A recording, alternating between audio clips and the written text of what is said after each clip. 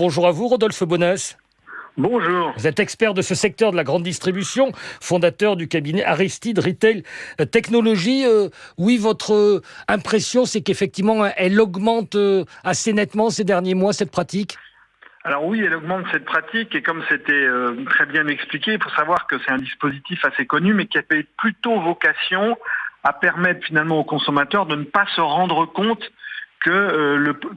permettre aux consommateurs surtout que le prix ne devait pas changer. Pourquoi ? Parce que vous savez qu'un Français sur deux fait ses courses alimentaires à plus ou moins de 5 euros et donc voir un paquet de biscuits, un paquet de couches ou bien des danettes ou de yaourts ou des barres chocolatées changer de prix lui permettait de dire je vais changer de marque. Et c'est ça ce que les marques voulaient éviter en faisant une shrinkflation. Ce que l'on constate actuellement, et c'est ça qui est un petit peu ennuyeux si vous voulez, c'est qu'on sent que on a l'impression que certains industriels ont tendance à utiliser cette inflation qui est maintenant très répandue, qui tend un peu le pouvoir d'achat des Français, pour pouvoir avoir un dispositif de double gain. C'est-à-dire je réduis les quantités et en même temps j'augmente le prix. Donc c'est pas que commercial, c'est pas que commercial, c'est aussi économique pour ces industriels. Ça regonfle les marges, pour le dire clairement. Alors oui, ça regonfle significativement les marges. Ça permet aussi d'augmenter le chiffre d'affaires. Et vous savez, c'est surtout aussi en France de faire face à un dispositif qui est vrai depuis le début de l'année, c'est que cette inflation qui tend le pouvoir d'achat fait en sorte qu'il y a une forme de déconsommation, c'est-à-dire que les Français ont tendance aujourd'hui à acheter moins de produits. Donc les industriels, pour maintenir le chiffre d'affaires, ils veulent vendre les produits plus chers. Ce qui est évidemment leur droit, puisque tout ça n'est pas illégal. Ce que souhaite Bruno Le Maire, c'est qu'il y ait une étiquette, en gros, où c'est mis « je fais ça », si je comprends bien.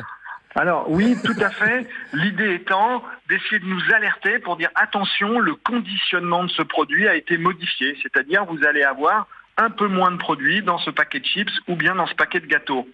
Une des difficultés qui va être rencontrée, c'est d'arriver à trouver finalement, vous savez, le moment auquel on va nous alerter.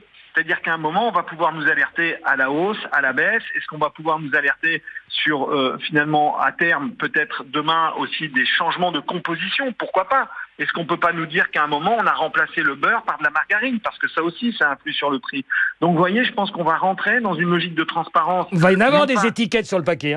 Voilà, c'est ce que j'allais dire. C'est-à-dire non pas avec les obligations d'alerter sur les ingrédients qui composent le produit, mais surtout du processus industriel qui a fabriqué le prix. Et ça, je pense que ça va être un peu plus compliqué à gérer. Et ça, est-ce que ça aura un impact ? Parce que vous le disiez, si cette pratique est mise en place, avant tout, c'est pour que symboliquement, psychologiquement, le consommateur se dise le prix n'a pas changé. Et ça, de fait, le prix ne change pas. Mais si c'est marqué, il y en a un peu moins, il ira obligatoirement chercher ailleurs, ou alors c'est le prix qui continue à guider et à dicter ? Alors, il faut savoir qu'après la proximité, le premier critère de fréquentation d'un magasin, pour nous les consommateurs, c'est le prix. C'est ce que je vous disais tout à l'heure, on est très tendu sur le prix. Un consommateur, en moyenne en France, lorsqu'il rentre dans un hypermarché, il va avoir entre 10 et 12 prix en tête. Non pas que vous les ayez tous appris par cœur, mais en revanche, que de votre côté, vous avez des indicateurs de prix. Donc ça veut dire qu'à un moment, si jamais on vient chahuter ce référentiel de prix, dans ce cas-là, vous allez sans doute changer de marque. Mais vous savez, en France, c'est comme ça que se sont développées ces fameuses marques de distributeurs qui aujourd'hui sont très présentes dans nos caddies. Pourquoi ? Parce qu'aujourd'hui, elles représentent une alternative à ces marques internationales issues de l'industrie agroalimentaire. Les distributeurs, justement, quel pouvoir ils peuvent avoir, quel poids ils peuvent avoir pour que cette pratique diminue ou cesse ? Alors en fait, ils vont avoir un fort pouvoir de négociation, bien sûr, en disant écoutez, je vous confirme que c'est beaucoup trop cher et je ne souhaite pas continuer la négociation. Seulement, dans les produits qui ont été révélés ces derniers jours, le problème que l'on a, c'est que ce sont souvent des produits, ce qu'on appelle des produits tracteurs, c'est-à-dire qui ont un taux de confiance et un taux d'achat chez les consommateurs qui est très important.